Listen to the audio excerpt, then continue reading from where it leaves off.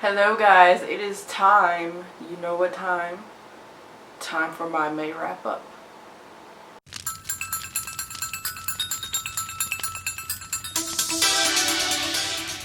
Okay, so in the month of May I read 12 books, kind of.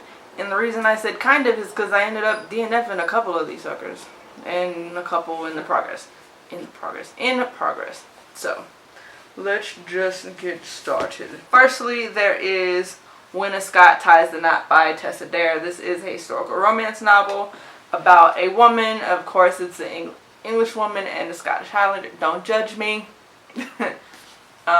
It's about a woman who is socially awkward, extremely socially awkward. She has really bad social anxiety as well. So when her family is trying to get her season started and get her out there and meeting people, she lies and said she met this Scottish army captain,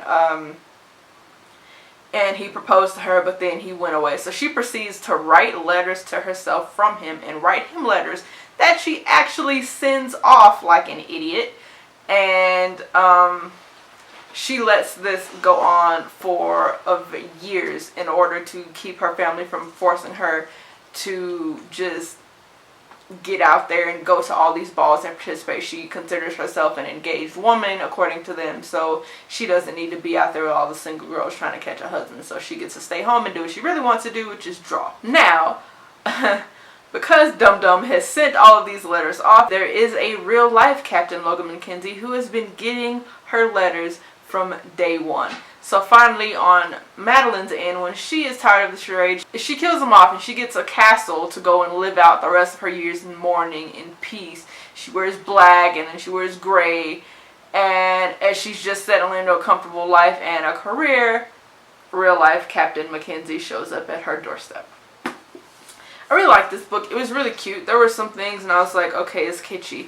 Despite what everybody thinks, not all historical romance novels are kitschy. This one is very kitschy. It wasn't bad. It was just very cutesy. Like, there wasn't an elegance to it like there are in a lot of historical romance novels. And all you guys are just thinking they're just like historical harlequins. No, they are not.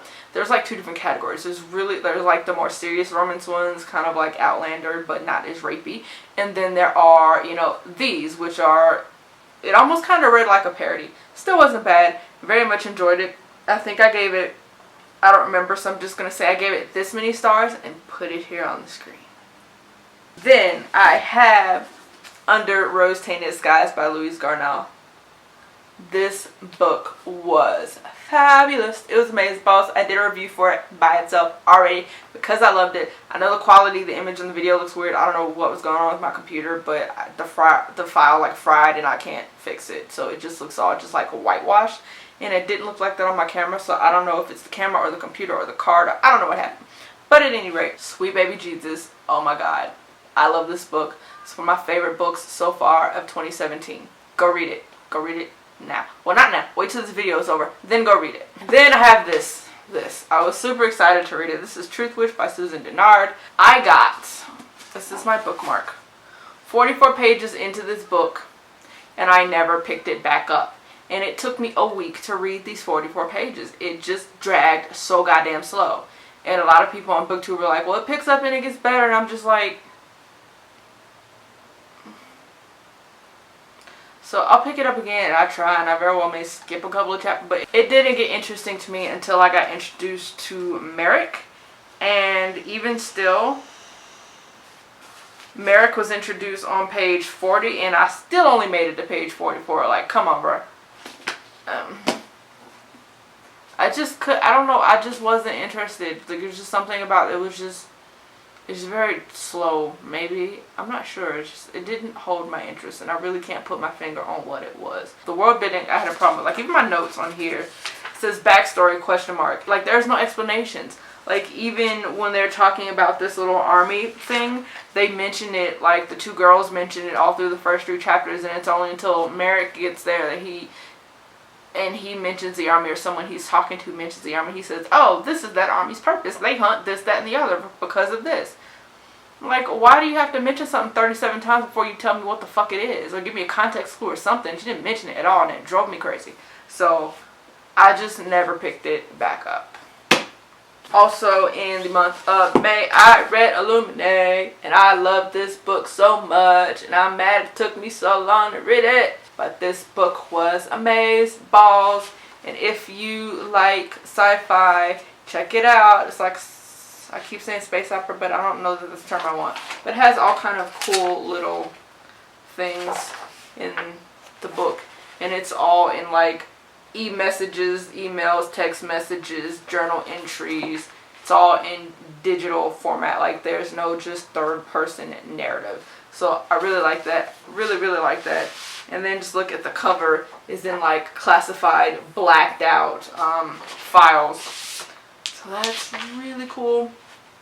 Like I got so into it even at some point when you get in there in the story, and there are little blacked out like these little blacked out sections on the files and stuff. I caught myself like holding the book like this way and holding it up to the light to see if I could read what was under that, knowing good damn well they didn't actually put any text under the black marks. I'm just like, I was that into it. I'm not gonna like, it's really, really good to go into this book blind. I didn't put it down. Like there's like corporate intrigue and cover-ups, and you know, these two teenagers are trying to figure out the truth in the midst of dealing with this like military and these like corporate big shots, and nobody will be completely honest with them. So one of the teenagers has basically taken it upon herself to just figure everything out, and just, it's so good. And then they have to work together despite the fact that at the beginning of the book they broke up. So that all was in the summary, so I'm not telling you any more than that because you don't want to know anything going into this book. But it was amazing, it was awesome, it was awesome. Definitely 5 stars for Lauren. Woo! So then I also read Saga Volume 1 by Brian K. Vaughan. Yes, is that his name? Yep, Brian K. Vaughan. And it is a really cool graphic novel. It takes place in space about these different alien races, and they kind of have a star-crossed lover situation going on because they're from 2 opposing armies, but then some kind of way they end up together, and they're technically kind of like AWOL, if that's what you want to call it, and they have this kid together, and it's really good. I loved it. If you are not a graphic novel person, this perhaps may not be the best one to start off with, because a lot of people complained about it just being weird. But I mean, it's a graphic novel, and graphic novels, a lot of the stories are told in the pictures surrounding what's going on, because you don't get that narrative really, because you just see either the characters' thought bubbles or speech bubbles. So it isn't for everybody, but if you like graphic novels, if you like sci-fi, it's amazing. I loved it. That put me on a graphic novel kick, and I picked up from the library The Wicked and the Divine. The artwork in this story is the shit. Like, this is gorgeous artwork. Like, see, that is the only good thing I can. This book was fucking weird. This story was the first one in a series of graphic novels that centered around these teenagers who are apparently some kind of reincarnated gods from all kind of different pantheons. Like, one of them I think was Morgan, one was Lucifer, one I think was Bast. I might have made that up. I don't know. She was some kind of cat goddess. I thought it was Bast. I really don't know. But I was just very uncomfortable the entire way through this, because in this particular reincarnation of these gods, they are like pop stars or rock stars. Basically, they get on stage. People pay to see them for whatever they're doing. That's how they get their power or whatever, by having worshippers. The same way in any other stories you read, they have like gods and goddesses. They obtain their power through like being worshipped and prayed to and all of that. But instead of doing it in the traditional sense, they're like pop stars, rock stars, all that kind of a thing. What really made me uncomfortable about it is that they never hid the fact that they were gods or goddesses. They come out like when they're on stage, and they use their names, and you know, this is how they're appealing to the teenagers. I'm the goddess of this, I'm a god of that. One of them is Lucifer. So it already made me uncomfortable, because the teenager that is like a giant fangirl and gets involved in this group is basically like bending over backwards to kiss Lucifer's ass, like sneaking Lucifer's stuff and trying to break her out of prison, and it just made me very uncomfortable to see somebody like fangirl over Lucifer like that, just because of my own personal religious beliefs. If you are agnostic, have at it. I mean, it's not a bad story. It's a really interesting story and it's really unique. I just was uncomfortable the entire fucking time I read it. I just didn't like the fact that basically the teenage girl is just all caught up in the hype, and she was, you know, something happened, Lucifer got hurt at one point and she like cried with tears and she's like, why'd you do that to Lucifer? And I'm just like, what the fuck is wrong with you? And I can't. It just made me feel, it just made me really uncomfortable. But if that kind of thing, religion-wise, does not bother you, or if you are agnostic and it's not an issue, and it's a good book. Moving on, I also read Poison Study and its sequel, Magic Study by Maria V. Snyder, and I loved them. Poison Study being the first one, I gave 5 stars. It is the story of this girl who is more or less on death row, and when she's getting ready to go to her hanging, I was gonna say constable, that's not right, but this guy is just like, okay, tell you what, I can get you out of this, you won't die, but you have to be the commander's taste tester, and we're gonna train you in poisons and all this stuff. So of course there is a romance, but it's like minute backseat, really. It's not like a heavy romance like thing. I gave it 5 stars. The second one, Magic Study, I gave 4 out of 5 stars. I think is where my brain was going with that, and I can't tell you anything about it without spoiling book 1. So, if you'd like to read A Poison Study, I'm not going to tell you what the other is about. Then I got my hands on this baby, which is Dead Men Walking by Sherilyn Kenyon. Sherilyn Kenyon being the author of the Dark Hunter series.